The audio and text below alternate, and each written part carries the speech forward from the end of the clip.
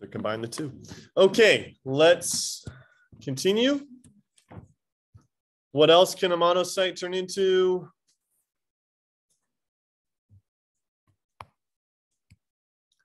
It can turn into a dendritic cell.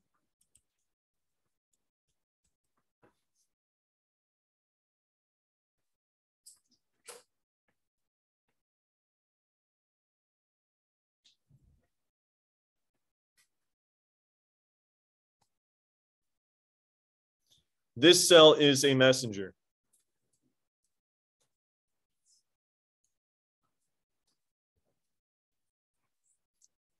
It provides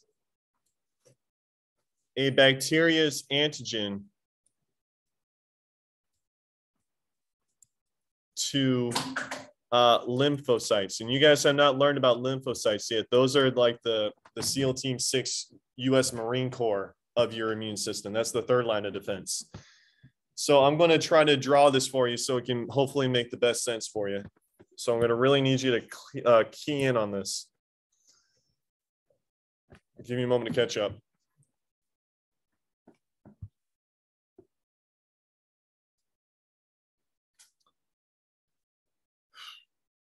All right.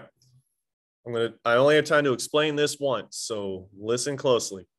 You do not need to draw anything. I really want you just to pay attention. This is a bacteria. And just like any other cell, bacteria have antigens. You learned about antigens when we did blood. You have self-antigens and you have foreign antigens. Like if you put A blood in a B body, the A blood has A antigens, and that's a foreign antigen.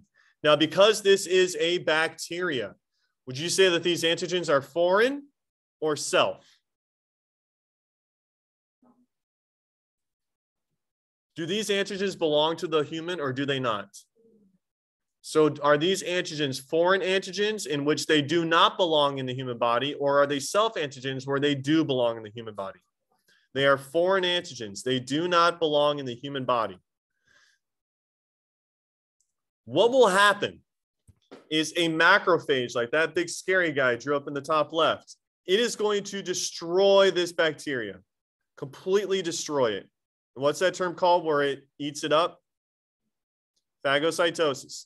And what is going to be left over are these antigens. Back in the day when cops would try to find criminals, they would have these dogs, often bloodhounds, who have amazing senses of smell. And they would have the dog smell a criminal's sock or shoe or underwear or something. The dog would sniff it, and then he would get the scent, and he would know exactly where to go. That is not too dissimilar from this next process. These antigens belong to a bacteria that are found in the body. And as I told you, you're never going to have just one bacterial cell. There's probably millions of them, and they need to be found. So this guy right here is going to come on over, and he's going to collect these antigens. Now, what do you think your immune system would normally do to a cell that is carrying foreign antigens? I would agree. You would think it's going to destroy it, but have you ever heard the expression, don't shoot the messenger? That applies here. There is a type of white blood cell that's actually, it's not a white blood cell. It is a lymphocyte, and it is like the heavy hitter of your body.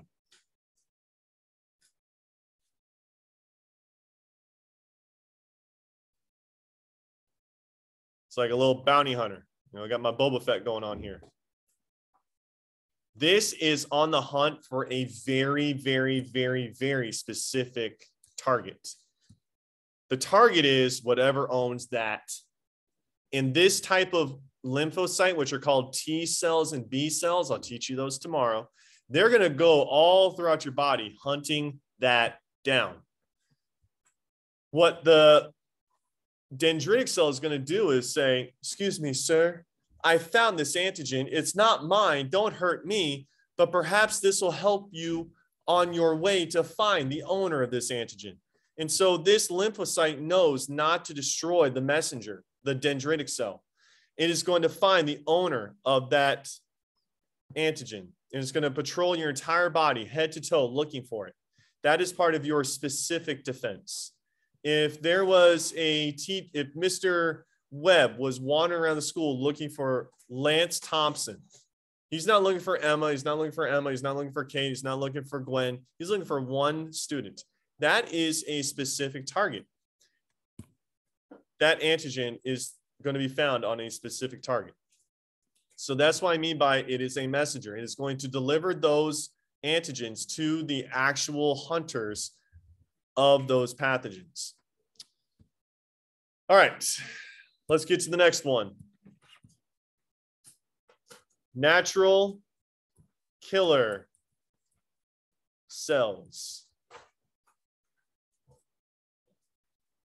You can call them NKs for short.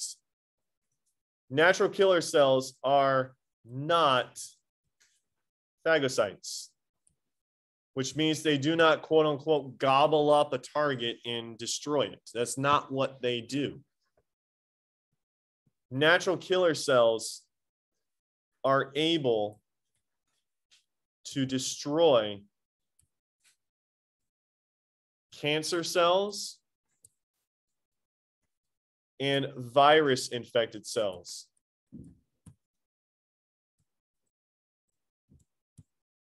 Now, here's the really tricky thing. What were cancer cells and virus-infected cells before they became sick? They were part of you.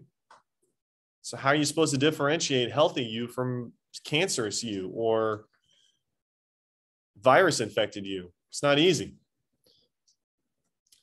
These natural killer cells make contact with a target and induce apoptosis. You know what apoptosis is? Programmed cell death.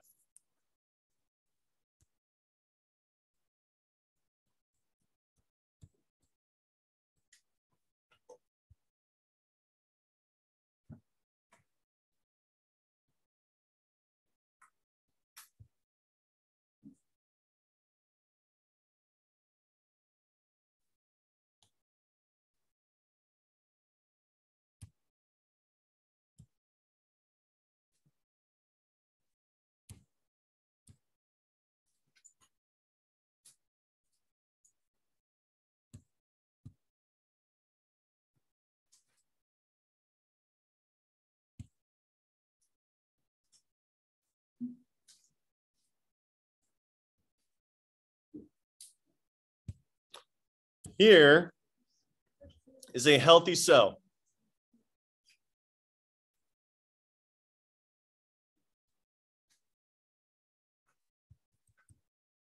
Does a natural killer cell want to mess with your healthy cells? No. Your healthy cells have self-antigens. This is basically code for I'm healthy, don't hurt me. I belong here. The next time is going to be a cancer cell.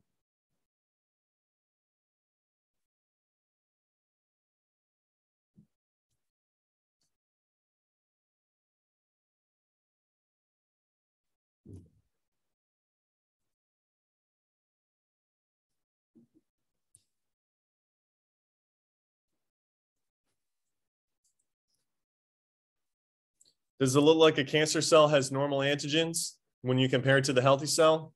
Doubtful. So these are mutated antigens. Good afternoon, Panthers. Please pardon the interruption for afternoon announcements. That's going to be a target. Are open on Montana's Plus to purchase. And then lastly, seniors only are now dismissed.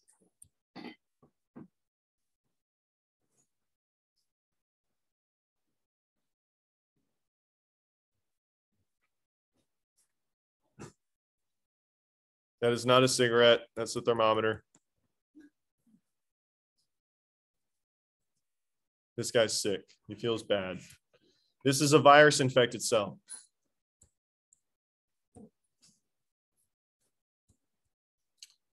It has lost its antigens. And now that it doesn't have its antigens, this is basically code for the natural killer cell is able to destroy it. Here's the fun fact to take back to your parents when they ask you what you learned in anatomy today. Every day, and I mean every day of your life, natural killer cells destroy at least one cell in your body that would have become cancerous if it was allowed to survive. If the natural killer cell didn't take care of business, that cell may have grown into cancer. Every day, your body develops cancer. But fortunately, you have safeguards for it. But your safeguards are not 100% foolproof. Nothing in life is. Tomorrow, we'll get to the inflammatory response, and then we'll get into the third line of defense, your SEAL team